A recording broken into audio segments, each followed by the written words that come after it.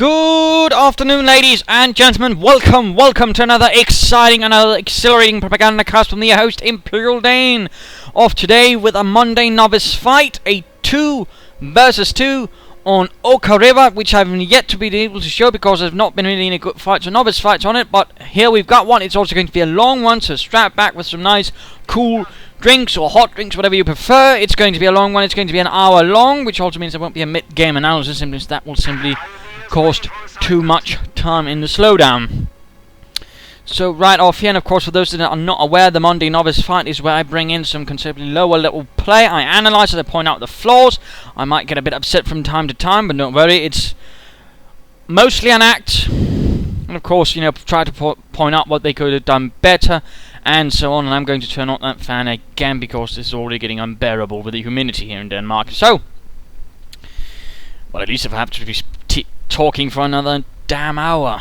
And I know some of you seem to be upset with it, but personally, if I listen to the cast, I can't hear anything from it, so I'm not entirely sure what you've got going on. My apologies, of course, and I'm not sure why this microphone is suddenly picking all up and compared to another one. Anyways, we're going to be seeing here Andy, and I'm not going to be mentioning out all the numbers, that's just daft, and Toastermassacre fighting for the Soviet Union. Rolling out for the 20th Tank Corps, opposing them shall be Captaincohwhat and Bombergolde of the 208th Infantrie Division. Infantry companies going up. And already here we're seeing something that is definitely not quite right. We're seeing here that Captaincohwhat is spreading out to cover both sides of the river. And of course, the river is a rather dividing feature of the map. While his opponent is also going towards the left, while his teammate, is going for the left-hand side. I mean, there's clearly a lack of a plan here going on between the two, and if there is a plan, it's a pretty poor one. Because for starters, again, you know, the right-hand side player rather should be focusing here, and what's also happening is that Captaincohwhat is dividing his attention very much, which means he hasn't got to just pay attention to the units over here, but also units over there. I mean, attention is just as much a resource as time or any actual resources in the game. And really, I mean, if he's going to have to pay attention to here, and here, there's clearly going to be higher losses, in particular for a novice player. So generally, you should not be spreading that far across an entire bloody map. I mean, that's already here a considerable flaw and something that could easily end up biting Captaincohwhat in the arse. And so far, we're seeing an infantry company up, but we are so far only seeing mostly pioneers and a single mortar team out from Bombergolde. And of course, we're also seeing here that the vital cutoff point here is completely unguarded. And we are seeing here that Toastermassacre is making good progress. We're also noticing here he's going for a slightly mixed up start, getting penal battalion troops, the Strafniki. We're seeing regular conscripts, and we are seeing combat engineers. And there we go, engagement grenadiers fighting versus the combat engineers. As they're going there for the cutoff point, minor engagement over here, pioneers, lots of pioneers versus the conscripts, but currently pioneers are a bit rubbish. So again, you really shouldn't be spamming pioneers unless you intend to take ground. They should not be fighting at all. I mean, out here the conscripts are out in the bloody open, the pioneers are in cover, and still the conscripts are largely winning this. In particular now that Andy's gotten himself a Maxim machine gun. Pioneers over here also taking considerable casualties to the penal troops equipped with the SVT-40, which was a Soviet semi-automatic rifle. So already here, the Germans are running into considerable problems, and likely, yes, we will see the pioneer squad here go down quite senselessly. Well done, Captaincohwhat. That was utterly pointless. And a nice demonstration of what I just previously explained you should not be doing, and why not. And finally, looks like the pioneers, again, 3 pioneer squads had to go on with these conscripts. That is 600 manpower versus 240, and still the conscripts did a lot of bloody damage. That again is not really good, and it seems like Mr. Bombergolde is insisting on just the pioneers and that one mortar crew, which really is not very impressive at all. He's lacking in infantry. It also means, of course, he's going for a more support approach, and it also means that Captaincohwhat will be doing most of the fighting, which, if you've been following my previous Communist 1 cast, and what you really shouldn't be doing is exactly what I said you shouldn't be, because again that means Captaincohwhat will be bearing all the pressure, all the losses, and will much quicker become combat ineffective, and mean, of course, that afterwards they'll be going after Bombergolde, who'll get beaten up. He is equipping some of his pioneers with flamethrowers, which will definitely help, but even then this really shouldn't be happening. And of course already the Soviets are dominating a large part of the map. MG42 and Grenadiers over here, moving up. Need to be careful though, and why the Grenadiers are not leading the MG42 is beyond me. The MG42 is not meant for leading assaults. And let's go look at Bombergolde with 3 pioneer squads. And already note here, within the first few minutes, he's floating a metric ton of manpower. He's not doing anything with it. He's not training infantry. He's not taking up. I mean, really, Bombergolde, what on earth are you thinking? If anything. And a small sniper team moving up there to support Toastermassacre. Troops there. We are seeing a medic bunker up, which I suppose is nice. We're seeing a light mechanized company for Captaincohwhat, but again, there's still a ton of resources, which is being absolutely done nothing with here by Bombergolde. Which again is really depressing, really should not be happening. Slow advance up here. We are seeing some grenadiers with light machine guns. That is an improvement. In fact, all of his grenadiers now have light machine guns, or at least most of them. Conscripts are definitely running into a bit of a problem with the Leicht's MG tearing through them.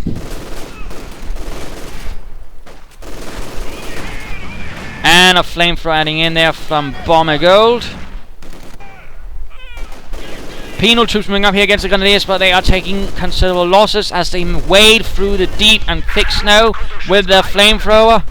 The Grenadiers are definitely having a bit of fun there, but there we go. Sniper team getting off a nice kill there on Heinz. The grand old man of the squad now dead.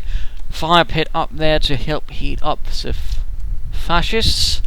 Slightly moving up there. Soviets lacking a bit of infantry themselves, although we do see that Andy's slowly making up for that with some more. Scout car popping up here, and we note that also Mr.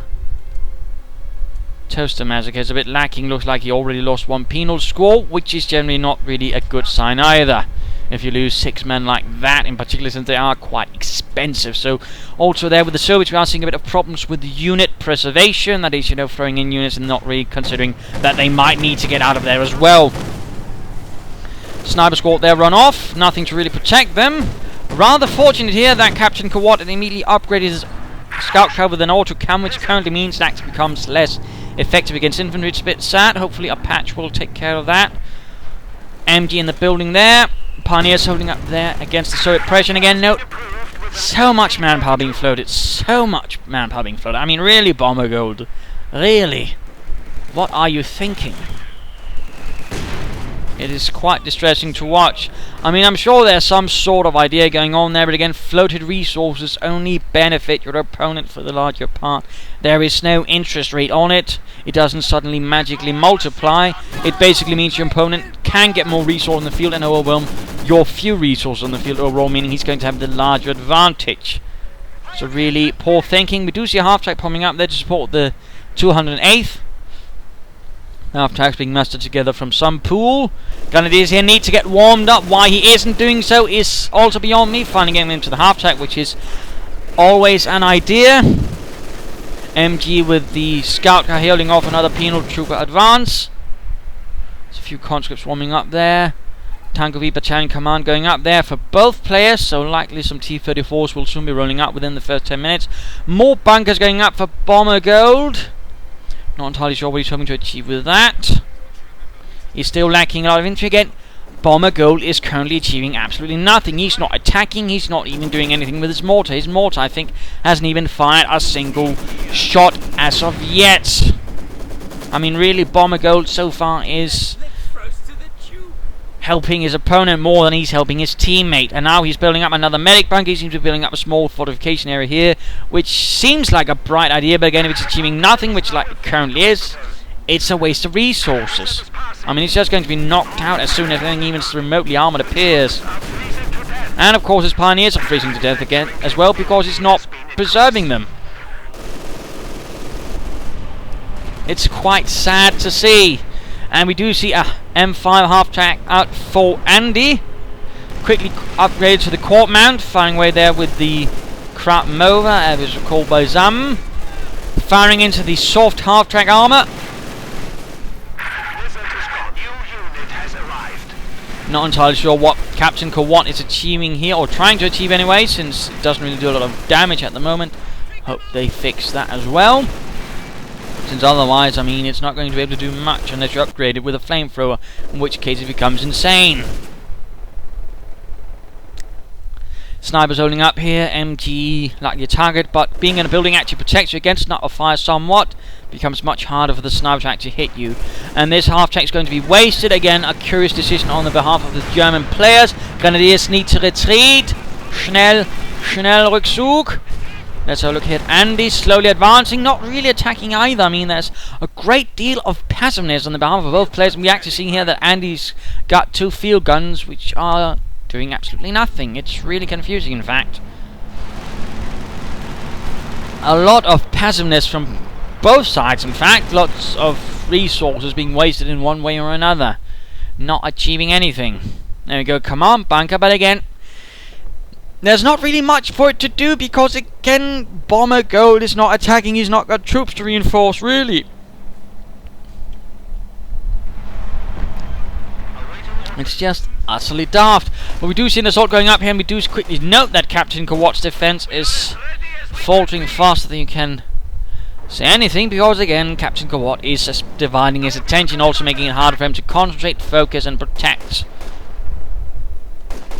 Which is rather making it easier for the Soviets to just advance unimpeded. We also both note that both have gone straight for the support armor core. So perhaps that is what Bombergolde is saving up resources for.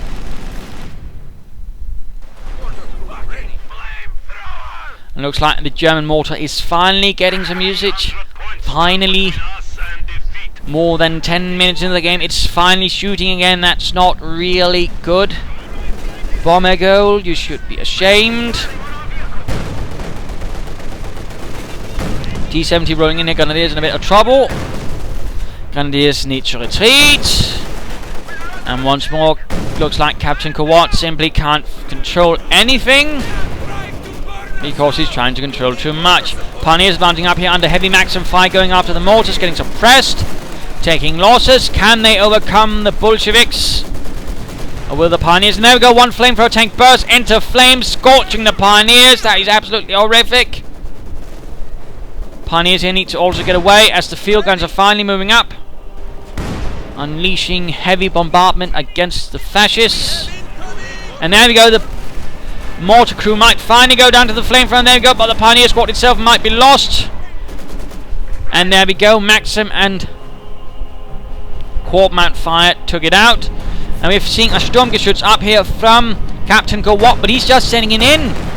He's rushing in as if it's a tank. It's not a tank, it's an assault gun. It has no turret. It has no turret, man. And why is anyone calling in smoke there? Or was it just a recon pass, in which case it also doesn't make much sense, but still, know what you're dealing with. A Stug is not a tank, it's an assault gun. It means it can't just rush in unsupported, because it'll get knocked out as soon as it gets outflanked. In fact, Toastermassacre could just driven up behind the Stug and knocked it out, because the Stug would not have been able to handle it. So that's another hallmark there for the Monday novice fight. Again, not knowing how to use an assault gun, which clearly Captaincohwhat is displaying a lack of understanding in. Standing by. Red Army at your service. Our unit count is increasing. And seems to do everything to make it easy for Toastermassacre to quickly overwhelm the Stug and knock it out by even not even pointing it at the enemy's general direction. And again, I think that's another of his Grenadier squads again. Captaincohwhat dividing his attention, dividing his troops up. He's making it considerably easy for the opponents to overwhelm him. Missing more Stugs running out there. Bombergolde now pouring them out. Captaincohwhat getting a second one. Infantry moving up there. Stug still unsupported. No infantry, not even a machine gun upgrade. Not the best one at the moment. Also something I hope is looked into eventually. But still, it does something at least against unveteran troops, but even that's not happening, and they're going to tank grenade, making an easier target. And once more, Captaincohwhat is sacrificing a Stug by the looks of it. bunker down, because again it's unsupported. A bunker should not be a sole defense, it should be part of a larger defense, and currently it rather seems like the Germans can't muster that. Clearly not the Wehrmacht's best nor brightest.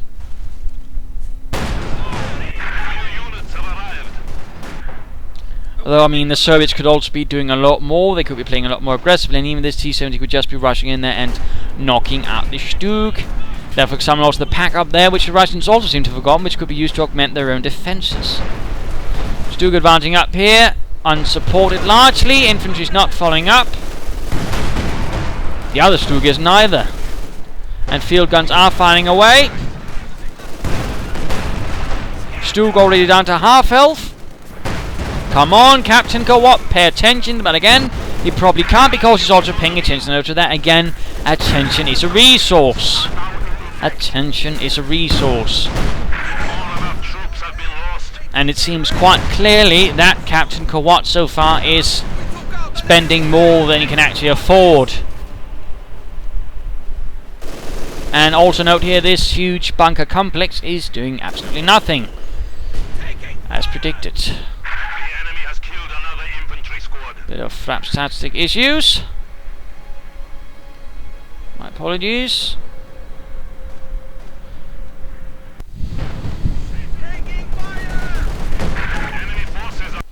And noticing right here, of course, that the T-70 is in fact in the process of knocking out the Stug. Finally, and there we go. T-70 light tank knocked out a Sturmgeschütz 3, Ausführung G, basically Model D. Again, that's how you don't use a Stug. Exactly how you don't use a Stug. In fact, yeah, that is what Captaincohwhat did. And we've still got a lot of Bombergolde units achieving nothing there, a lot of resources in fact. Some Pioneers moving about there, standing there looking all nice and pretty, and there we go. Pioneer squad wiped out by the Maxim. And a nice T-34-76 medium tank rolling ahead. Clearly they're one of the later models with many of the more severe flaws ironed out. The fact that it could only have 2 crew members, for example, which rather put a lot of pressure on 2 men. Partly dealt with a poor vision, though generally the T-34 always had some vision problems. And there were generally many fun flaws with the T-34-76. I know some people are like, well, stop talking shit about it. Well, it's the truth. What do you want me to do, lie? That's not what I do. I just find them interesting, all these flaws it had. One of the more fun flaws the T-34-76 had, in fact, let's go pop over. Note here that Andy's also floating a ton of resources by getting a lot of T-34s now, so he's at least spending them. Also not another T-34 here for Toastermassacre, but one of the flaws that the T-34 had, let's just do here, bombards away. They're also taking a lot of damage from the field guns because Bombergolde is not paying much attention to it. But apparently early T-34-76s had an interesting flaw in that they were built like a huge cast iron barrel, and some of you might be going, well, what does that matter? Well, it meant that if a German, for example, anti-aircraft gun member with, for example, a 2cm aircraft gun just began firing away, it would be for the crew as if though they were caught in a huge cast iron barrel. In fact, several flak members rather reported, we actually knocked it out. Several T-34s basically were just ringing away at it until the crew surrendered. In fact, that whole using an iron barrel was in fact a torture method used, I believe, in ancient China. Was it actually an execution method? I'm not sure, but still, rather goes to show that the T-34 managed a lot of interesting flaws as well. And of course, also the one where basically every time it had fired, the smoke from the gun would blind the crew. Hang on. My pardons, that was my mother calling. Panzer IV now out there. Apparently some Panzer Division supporting the 208th. Likely the 12th Panzer Division. There we go, rolling ahead. With some more success so far than the Stug, but still should be careful. Already there. Captaincohwhat just driving it up too close and getting knocked out with an anti-tank grenade, at least damaging the engine with it. I mean, not really very well panzer handling there from Captaincohwhat, but he's actually supporting it with the infantry. And that's an improvement after his Stug, but now he needs to turn that Panzer IV so its rear armor is not exposed. And here a mistake is conducted by Toastermassacre, who's just parking his tank straight in front of the German tank and trying to slug it up with Panzer gunners, Panzer supported it and whatnot. So already there, Toastermassacre is immediately himself conducting a mistake, which rather plays out to the favour of the Germans. 9 kills already, by the way, on the Panzer IV. MG and flamethrower finish the Strafniki. Note here, actually, that the fire from the T-70 tank actually blocks the line of sight of the Germans. I mean, Rex can provide heat in a winter, but can also provide, when of course they're still burning, the active deny line of sight. Now that T-70 is getting blasted, we're seeing Bombergolde providing 2 Stuks, and there go T-70 out of control, utterly wrecked. In fact, it's on fire in every end, and completely wrecked now, so there you go. The enemy has destroyed one of our vehicles. The enemy has destroyed one of our vehicles. I was number 1 in observation class. Anyways, field guns being pushed up here by both solo players to try and hold back, and there go the Stuks. Now Bombergolde is making the exact mistake here that Captaincohwhat previously, that is just rolling in Stuks with no infantry support, and they're not really going to do much against the anti-tank guns from the front. In fact, this one's just gained veterancy 2, meaning it gains more damage. In fact, anti-tank guns generally gain more damage as they veteran up. So that's not really impressive performance. Also note here we are seeing the shock doctrine for Toastermassacre, the one that gives access to the RSU-152. Smoke cold interact his smoke up. That was a nice move. That was actually a good move from Bombergolde, or possibly Captaincohwhat. I'm not entirely sure who went what in terms of doctrines at the moment, but still, that was nice. But now Bombergolde then proceeds to ruin it by driving in another Stuk right in front of the line of sight of the field guns. And there go the Stuk, gets abandoned. The Pioneers are pushing forward, actually having some success. Troops moving up here from the flank, conscripts and penal troops. Pioneers are blobbed up, getting ready to get blasted by the field gun. This is looking rather nasty. Anti-tank grenade again. Captaincohwhat insisting on driving his Panzers straight up to the conscripts so they can easily deliver an anti-tank grenade to the side. At the same time, 2 T-34s moving up here, and note, no anti-tank defenses, no Stuks, because why they're over here getting wrecked. I mean, there's no clear strategy from the German players, and really Bombergolde again dividing his attention now and again, not providing support for the side he's holding. I mean, there's clear confusion on the German players' behalf, and again, the Stuks are not going to be in any good in a fight at them for some time. And again, now they're losing the west, and note, now the bunkers are screwed, because again, there's nothing protecting them. So they're just going to be about 450 manpower plus 180 munitions wasted. Well done, Bombergolde. You've just wasted a ton of resources that could have been used much better. So that is rather sad. But let's go look at Captaincohwhat, who's gone for Jaeger armor, which really should be called Panzerjäger doctrine. We are already seeing that the elephant tank destroyer might be called in. We're seeing the Stuks getting repaired. Panzer IV also getting repaired. We're also seeing a lack of infantry here from Captaincohwhat. Also resources being floated. Basically a not really good situation. We're seeing the Panzers here being pushed in again to sort of save up the mistakes that Bombergolde have made, again spreading out his troops and his attention once more. I mean, it's basically a mistake that keeps on snowballing. More Panzerschrecks, which of course is going to mean the Panzer gunners are going to be considerably less effective against Soviet infantry. But the T-34s are flattened by this and are pulling back. And there go, in fact, looks like 1 T-34 went down. Stuk secured a kill in the name of Das Vaterland. As the Stuk from the 12th Panzer Division, Stuk Abteilung rolls forward, supported by the Panzer Grenadiers. T-34 holding up there. Troops there. Elephant, in fact, could be called in, though there wouldn't really be much to use it against at the moment. So more troops and perhaps some more Panzer IVs, which Captaincohwhat seems to be a bit more adept in using. Panzer Grenadiers actually having some luck in overwhelming the conscripts. My Schützen made a kill. My Schützen made a kill, yeah. So it's holding up there, rather passive play from them. But at least it does seem to be a bit more coordinated, a bit more sensible. and less likely to throw away armor. And he does it again. He proceeds to do over here what really failed to achieve much again over here.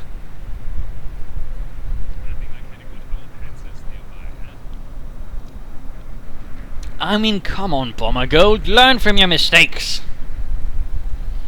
One almost gets the impression that Bombergolde is operating on another plane of existence, or at least plane of strategy. But we do now see the Elephant tank destroyer rolling forwards. 654th Schwerer Panzerjägerabteilung sending it out, possibly to its doom, trundling through the snow in a Maybach engine-driven sleigh.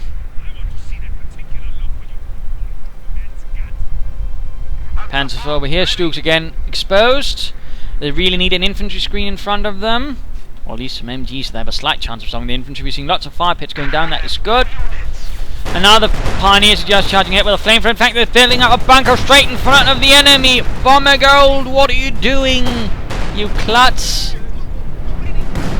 And T-34s are going to flank the Stooks while the field guns taking them on from the front. Panzer IV, they're moving in to support the flank. That's something, that's something. Panzer Grenadiers, he needs to get into a building, but again, likely won't happen because Captaincohwhat is once more brilliantly splitting up his attention. And another Veteran 2 field gun. T-34 does go down. Field guns immediately open up with barrages, going to bomb the Fritzes out of their holes. While the Pioneers are clumping up. What are you doing, Bombergolde? You keep making mistakes that are terrible. And then he moves into the barrage. Dear. Now we can see them before they see us. Giving spotting scopes for his Panzer IV Elephant rolling up to the right hand side, but again there's not really currently much of an issue with armor. But Captaincohwhat seems to be a bit blasé about that. Let's go look at Bombergolde again. Lots of Pioneers, lots of Stug, and again a lot of resources being floated to no good. And a Stug lost. No one was surprised. Lots of smoke here. Problem is, smoke only works if your opponent doesn't have anyone on the other side of it. So this is rather not achieving much. We do see a Veteran 2 Pioneer squad, which is something. In fact, another one, but they need to retreat as they get 3 Veteran 2 Pioneer squads, and 1 lost because again, another lost because Bombergolde is not really good at the whole unit preservation business.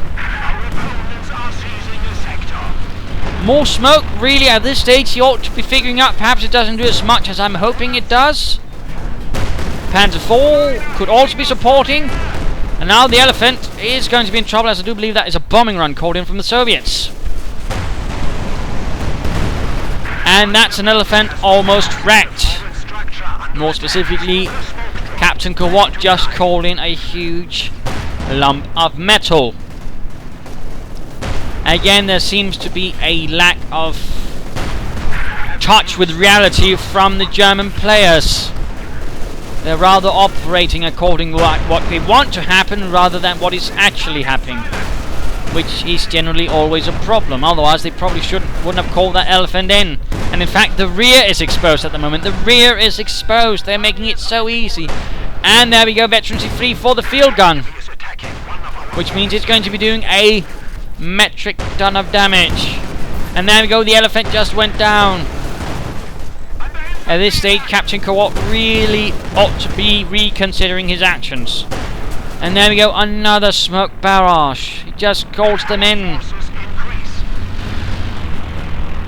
I mean, it's nice he's enthusiastic about the smoke, but I don't think he quite most of the time seems to understand what it does or how it works. Again, it blocks line of sight, but again, if there's someone else on the other side providing line of sight, it gets useless. So he really needs to consider something there. Oh, Bombergolde. And the mortar being rushed in there by Captaincohwhat. Going to get killed, of course. Andy now coming a bit under pressure. Though rather interesting to note how they've been working together here and much more coordinated, and of course with much better unit compositions, because that's always an issue. And currently, I mean, again, the Russians are winning on unit compositions, but they're slightly losing on passiveness. But we do here see that Andy's really lining up with some IS-2s as well. A heavy tank unit has been sent in, and we're seeing an ISU-152 heavy assault gun for Toastermassacre. Enemy is attacking one of our forward buildings. We also note here the Russians actually have very few victory points left. Let's pop back at Andy. His IS-2 rolling forwards, T-34 leading the way, immediately encountering some fascists in a building with Panzers Hex. Panzer forming up there. And Panzer IV was the most produced German tank, in fact was very close to being produced in the same numbers as the Stug 3G, interestingly enough. That was quite a solid medium tank, in fact. Martin is produced as the T-34, the Sherman, but this one, the R4H, the Model H, was generally also superior to them, I would argue, though of course there will always be those disagreeing. And there we go, Veteran 2 giving armoured skirts and also making it much tougher. But now, right now, it needs to escape the ISU-152, otherwise it's going to be scrap metal. ISU-152, IS-2 fighting here against the Stug. And the Stug is in fact in a bit of trouble there with the IS-2 and its 120mm gun. Veteran 2 for the Stug actually. IS-2 for some reason was actually nerfed recently, I'm not entirely sure why. I suppose it was because it's a calling unit now. But hopefully that will be changed, and we're seeing a Stuka bombing run somewhere. In fact, on the IS-2, but of course it's going to move, so I'm not entirely sure why Mr. Captaincohwhat did that even in the first place. And another Stug lost. I mean, there's so many Stugs currently being lost here for the 12th Panzer Division, they really must be inquiring why they're sending more in to support the 208th Infantrie Division. Panzer IV, though, has been successfully treated back to the base for repairs, which is a minor mercy. Though, of course, the interesting thing now is, why doesn't Captaincohwhat actually get an elephant now that he needs it to knock out the ISU-152? He got it when he didn't need it, and now when he needs it, he's not getting it. That really ought to be showing what sort of level of play we're dealing with again. It's novice. Of course, mistakes are allowed and all that, but really... Oh, another bombing run straight into this huge horde of infantry! An absolute massacre! Well done right there by Toastermassacre. Well done indeed. Less well done for the Germans, of course, who are very much losing ground and are very much having trouble actually pushing forward, because again their unit composition is rubbish, and Bombergolde again really has a rubbish unit composition, and basically has been wasting resources for a large part of the game. Again, there were the 2 bunkers there, the 3 bunkers there, all the pioneers really just got thrown out, all the Stugs, I mean, AT gun here. really. One has to wonder what is going on in Bombergolde's head. It is a bit depressing to see that many glorious German fighting vehicles lost. Enemy mortar! Armor is engaging us! But somehow he's still holding back Andy, which also says something about Andy's level of play, that he's actually being held back by this. He could be in fact be pushing much more aggressively with the field guns and the IS-2s and so on. He could probably tear his way through it, but that's not quite happening either. And for that matter, the Russians could also be pushing up here, but again, not quite happening. In fact, they just seem to be parking it up there. Point secured, but the enemy wants it back! Mortar has us sighted! Have a target. Stugs here going to need repairs. This entire area is in fact quite open, but again Andy doesn't seem very keen on pursuing such options, which again also display that these Soviet players again, while showing certainly some good technical skills, they're also displaying some novice problems again, which is our passiveness and a tendency to just sit back and not really push any advantage, or at least try to find one. For example, again, this entire area is, for example, quite extremely open to a good solid Soviet push. So that's, for example, something that Andy could be looking into, and same thing with Toastermassacre, though Toastermassacre, of course, is quite enjoying his massacre in the form of the ISU-152, the Beast Killer. Equipped with the DHK Machine gun right there, very heavy stuff. Not entirely sure what Bombergolde is again attempting to achieve with the Stug, where other Stugs have failed, that is in the face of field guns.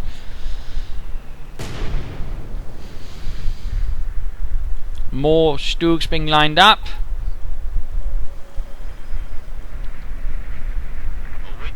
Might want to get, a fire pit here for his combat units so they can repair while warm. Might be an idea. Looks like though he's setting up for another IS-2 before he pushes forwards. Grenadier setting up a fire. At least the Germans are a bit more, on the spot with them. I mean, that's something, I think. And there we go. Looks like Captaincohwhat has managed to cajole himself to getting a Panther from the 12th Panzer Division. And there we go, pushing out what looks like a larger push there. And again, Stug down very quickly again. They're just failing in the face of the field guns from the front. It is quite amazing though that Bombergolde insists on pouring in more Stugs where they quite clearly fail. Again, it does rather display a rather crude mind in terms of a strategy game, one which does not quite seem to realise what's going on, which is quite sad, of course. And it's really a spot where Bombergolde most seriously needs to improve. Another IS-2, by the way, has been called in there by Andy. And a T-34 being sent in to flank the forces. Well done, well done. Sector artillery going in here from Bombergolde to hold the sector no matter the cost in munitions. Panzer 4 rolling up there. Panther there. And there we go, sector artillery straight down on the T-34, which is in fact a mistake from Toastermassacre. Same with machine gun. And my god, looks like Captaincohwhat is actually doing something clever. Also note, looks like they finally decided, one player holds to one side and perhaps supports the other, but still a more sensible division of map control. But still, he's actually going to attack from the flank with a diversion from the front. That is actually incredible. Amazing. He's actually outflanking the Soviet positions. He's calling in a bombing run as well. Excellent, excellent. We're seeing the infantry field gun there. And there we go. Assault gun almost down. Bombing run is getting called in on the tanks. No, they're not moving. But looks like they largely missed. ISU-152 is gone. One anti-tank is gone. He's still not pointed the anti-tank gun there in the other direction. Looks like though most of his infantry there got killed, but still needs to flank the anti-tank gun, not park in front of it. Machine guns pouring into the crew. There we go though, it goes down, but still you really should not park in front of a field gun. Note just how much damage it did to the Panzer 4. I mean, it's probably only Infantrie 2 which ensured his Panzer just didn't go into smoke, so really, again, that was not so well handled by Captaincohwhat, but now Captaincohwhat needs some infantry to follow up on this, otherwise he won't be able to hold the gains he just made. And there we go, into a tank grenade. Nice follow-up there from Toastermassacre. Fight going up there. 2 IS-2s rolling forward, straight into 3 Stugs. He needs to focus down the damaged ones already. And perhaps try to flank them.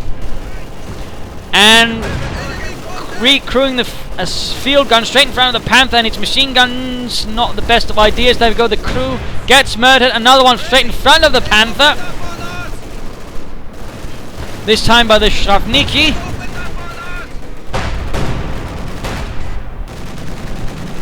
Veterans who won for the Stug. Incendiary artillery straight on them, not really going to do much. Pulling back the Stug. No, Andy's actually focusing down. He's not changing targets. Oh dear, the IS-2's actually taking a lot of damage due to Andy's slightly poor handling of this fight, which is quite unfortunate.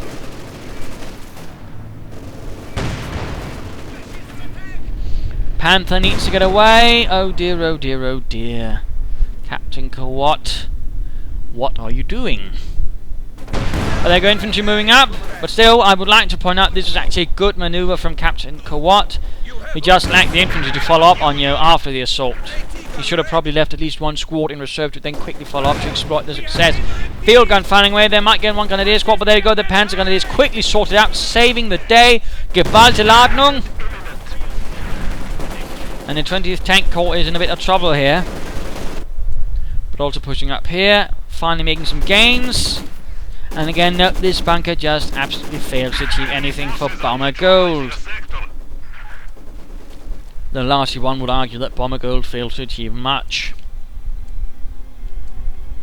Panther going to need repairs. Panther 4 getting repaired. On the other hand, that is good.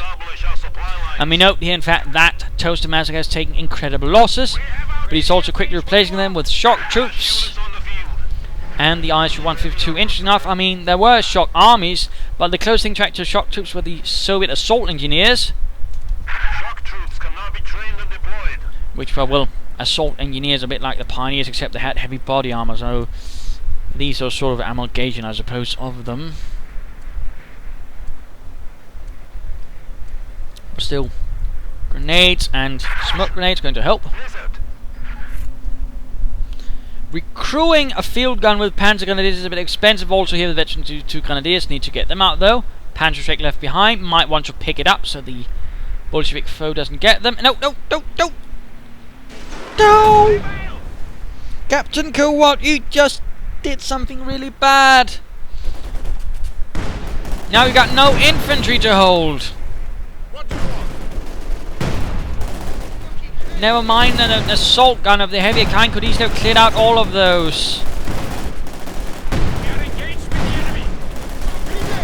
I mean, Captaincohwhat just largely negated his gains. That's incredible.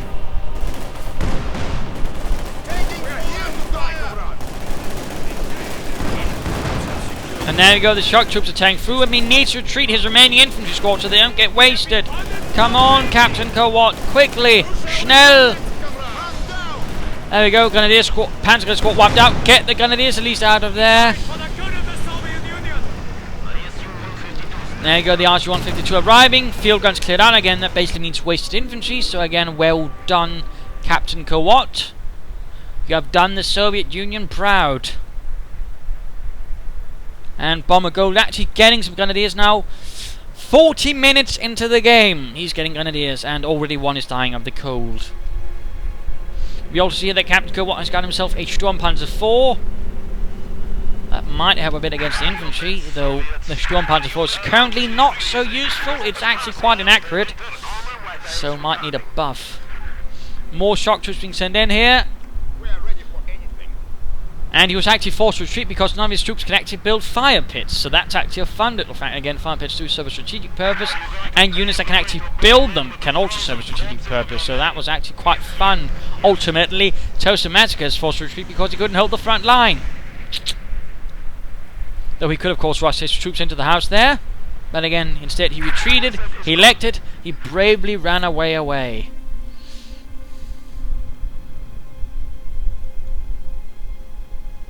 Police Dukes there, 2 IS-2s there. T-34, field gun. Holding most of the victory points, not looking good for the Reich. Oh, it's actually time to look at Captaincohwhat again. The amazing, the stupendous. Probably just something less than that. Captaincohwhat, and there we go, we are seeing Andy pushing in with an assault. Just as the Stooks are moving out, again, largely unsupported. Straight in, the flanks are exposed. Grenadiers coming under fire as well. Of course, the T-34 immediately gets focused down. That is good. Looks like incendiary barrage. Stooks hiding up behind the church, but already one Stook is heavily damaged. They are veterans in one, though, so in theory what he could do is actually stun the IS-2s, allowing him to focus down the other targets quicker. But Captaincohwhat will need to provide support. Schnell. Already one Stook down. This is already turning out to be a very poor engagement, of course, for Bombergolde. Not that anyone is surprised. IS-2s continues to support, tearing through the assault guns, tearing through the Soviet infantry. 208 are taking losses, but we're seeing sector artillery, and the IS-2s are in the middle of the sector artillery. No! Don't do it, Andy! No! Yet!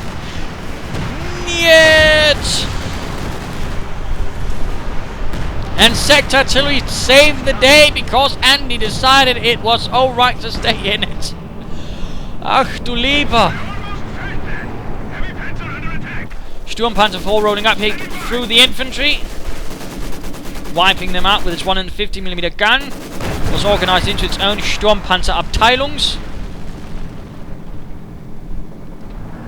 So somehow Bombergolde was actually able to hold that victory point. Near the machine gun is now getting blasted by the Sturmpanzer 4, known as the Stupa. I think Rumbar was what the Allies called it.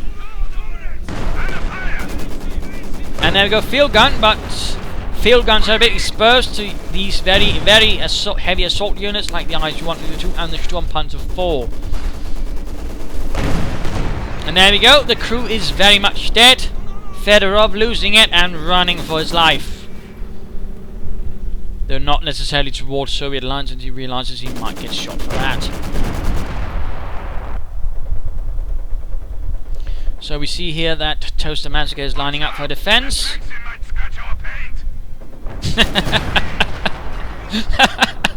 Alright, I never heard that one. Watch out, that Maxim might scratch our paint. Fair enough. No sarcasm detected there at all on the Sturmpanzer crew's behalf. And there we go, pushing up, main assault. Field gun, ISU-152 coming in there. He needs to get behind the ISU-152, of course. Same with the Panzer 4. Grenadiers and Panzers pushing up. Field gun here getting flanked nicely. Don't park in front of the ISU-152. Come on. Come on, Mr. Captaincohwhat. You display it. You had some idea what you know to do. And there we go, field gun cleared out.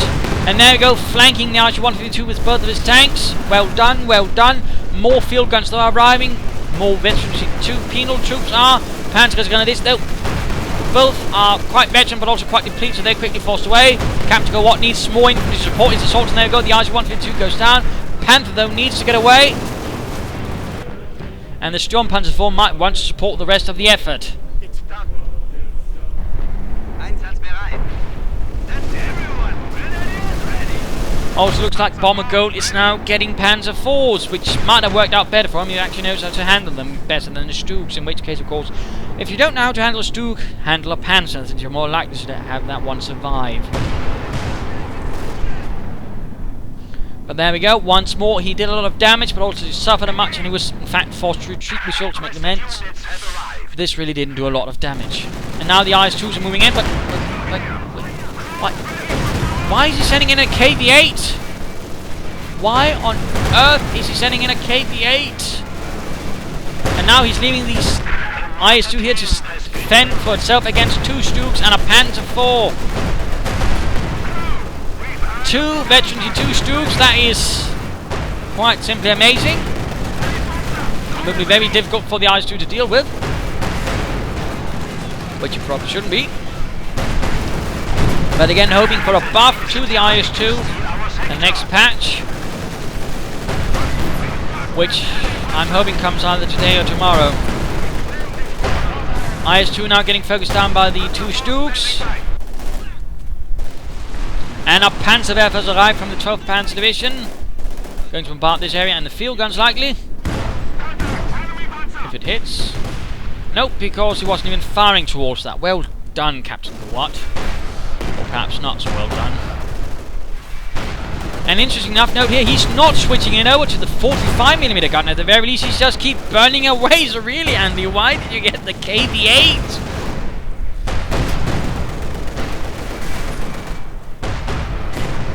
And that just seems ludicrous. Panzer 4 went down. There's still the other Panzer 4, which is also moving out now. And looks like the Sturmpanzer 4 is arriving.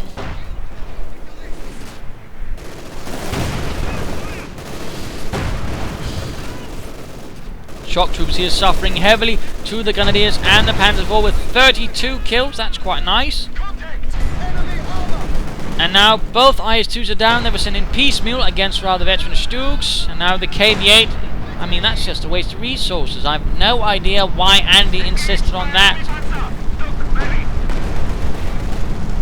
At most, they might make the Stug crew a little less cold. And Once more, another ISU-152 arrives there for Toastermassacre.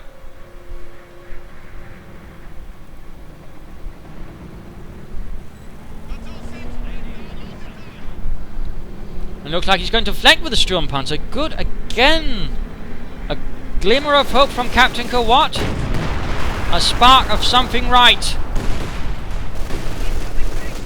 Flanking the field guns with the Sturmpanzer 4. Except this time it misses. Also, quickly needs to get those repaired. Setting a bunker there, probably for reinforcement purposes, which could work. Needs to pull this Sturmpanzer 4 away. And in fact, the entire left-hand side is open. Bombergolde just needs to get out there and take all that back, because, I mean, Andy just took huge losses. Ach du lieber, schnell, schnell! Bombergolde, schnell! The Fatherland commands it. And looks like that Sturmpanzer 4 is going to get wrecked, because it then exposes the rear armour. Well done, Captaincohwhat.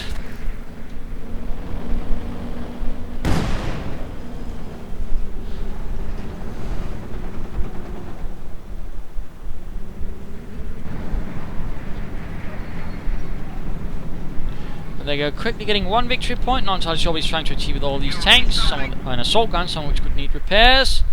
We're seeing Andy going for the mechanized armor Campanella. Button grenade there on the field gun. ISU-152 though quickly rolling up. Where is the support?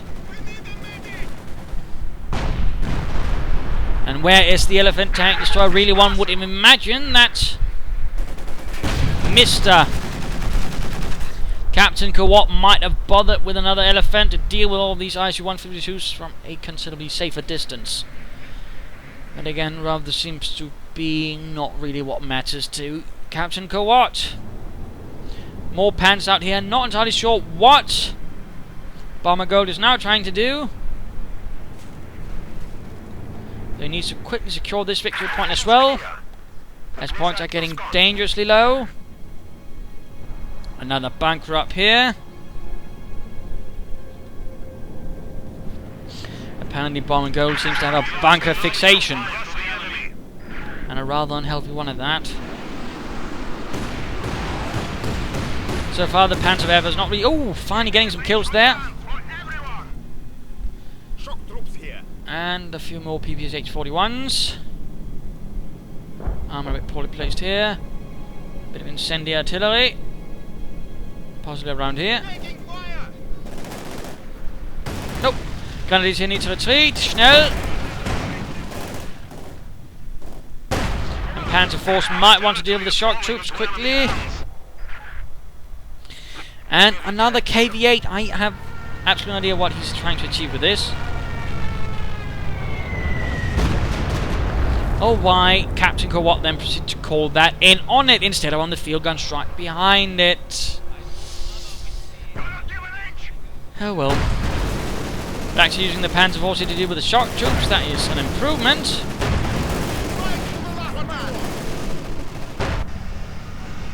Toastermassacre getting a second ISU-152. And Captaincohwhat just taking all the time he apparently needs in the world, giving his opponents all the time they need in the world. And a bomb gun against the Panzer Force and the infantry moving up. No! And a Panzer 4 went down. Bombergolde quite intent on throwing away whatever tiny advantage he had.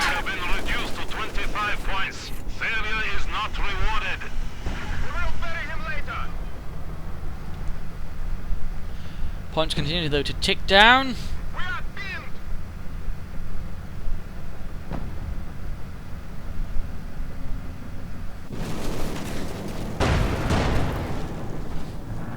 And of course immediately then proceeding to leave the other victory point undefended. I mean, really, Bombergolde?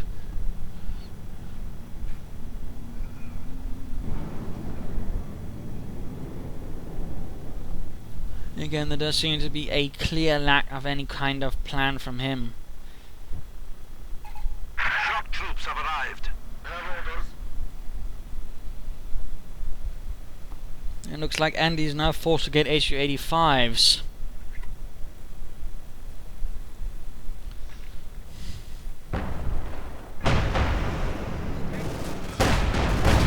Shock troops trying to heavy fire, but there we go, the RC-152 opening up on the Stooks. And what looks to be another bombing run. Bombergolde, pay attention for once! For once! New units have arrived. And there we go, Stook down. RC-152 moving up. Panzer 4 down. Also small shack wrecked.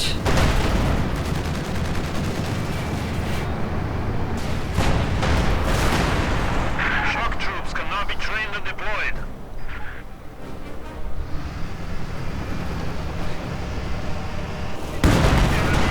Panzer 4 rolling in. Unsupported. Also finally getting an elephant. Finally. Good lord. Watch out! Though he needs to target the RC-152 with it. Panzer 4 just getting blasted. The enemy has 100 points Coming remaining. back to Toastermassacre. As things are getting increasingly desperate. And there we go. Caveat down. Just roll in with what you have. Knock them out. Knock them out, my good man. Move up that elephant. No, another bombing run. Oh, that's an incendiary strike. Never mind then. There we go. Pioneer step, but just keep pushing with all your might. Captaincohwhat. For heaven's sake. All units are here. And Bombergolde unable to hold anything, thanks to his inability to even dodge a bombing run. Imminent. Our 50 caliber machine gun turret has arrived. Enemy armor incoming! Enemy aircraft!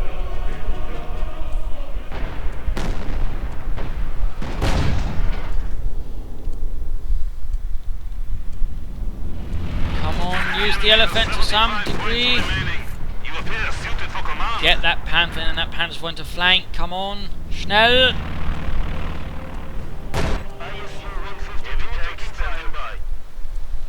Points are getting very close between the two.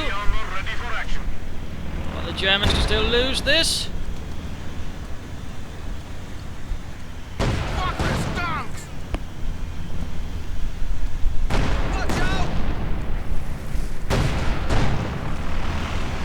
But no, apparently Captaincohwhat decides just to sit back, allowing Toastermassacre to pull up more vehicles and armour and troops, everything he needs. Oh dear.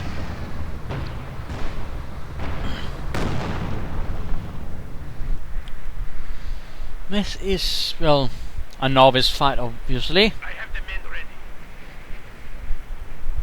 Heavy tank here.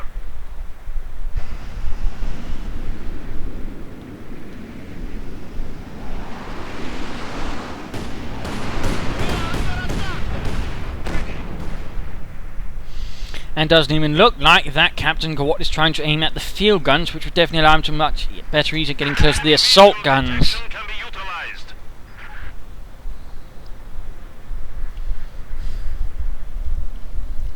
And of course he's just waiting for the Pioneers as points are ticking down. Again, there's really a particular lack of attention going on there from the German players.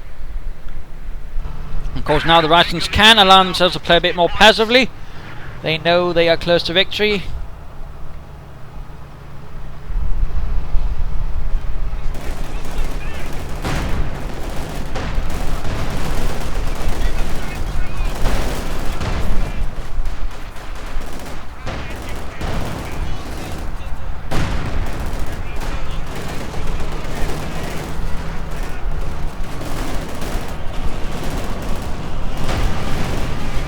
Bit of fire going on there. Grenadier squad swiftly wiped out. Units freezing there, no fire pit started up there. KV-8 also recruited by the troops of the Reich, and apparently that's what he's going to repair. Not his Panther, not his Panzer 4, not his Sturmpanzer, not anything that could actually be used immediately in an attack.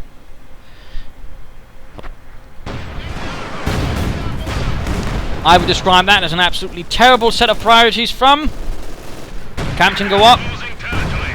But Looks like he's intent on pushing in now. Get the elephant up. Get blasting on those ISU-152s, but that's not even in range to do so. And there we go. The Storm Puncher 4 quickly goes down in a blaze of destruction.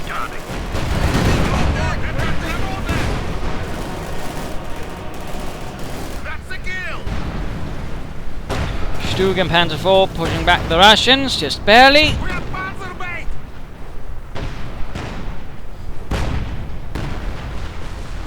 Panther getting blasted. The elephant really can't shoot back. Come on, Captaincohwhat.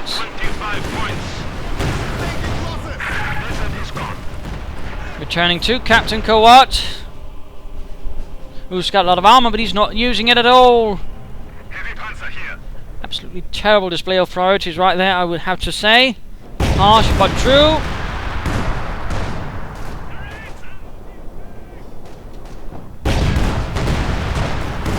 Points are in fact now very, very low.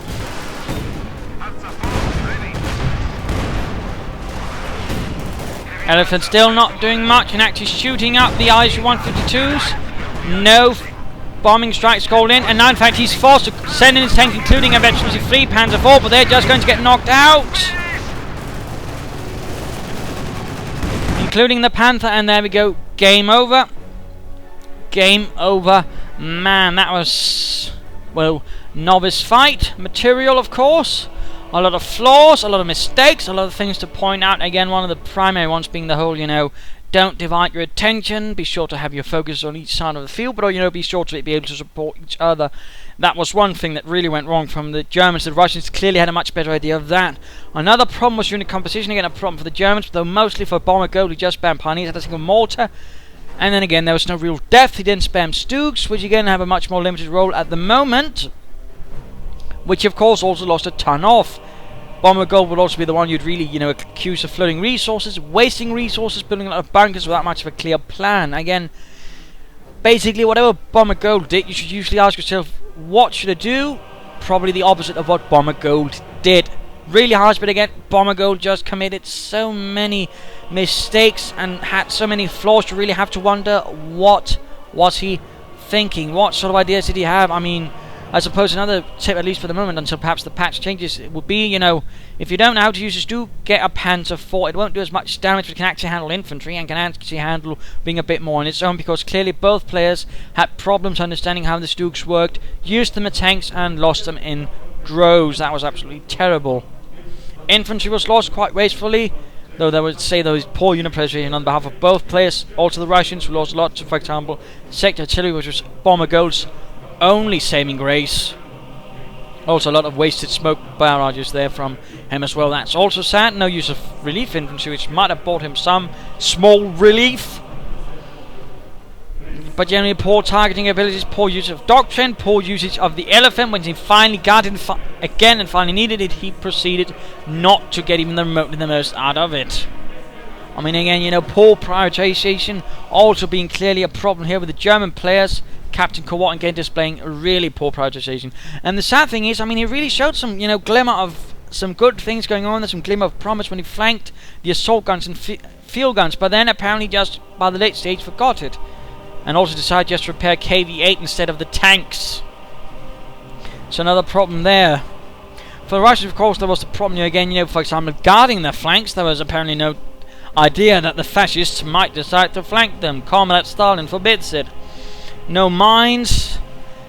Also slightly unfortunate use of the assault guns, but again, also paying not attention to sector artillery. Again, another problem with Bombergolde. He had paid no attention to red smoke and bombing runs. So really ought to have learned that after the second strike, and there were several more than that.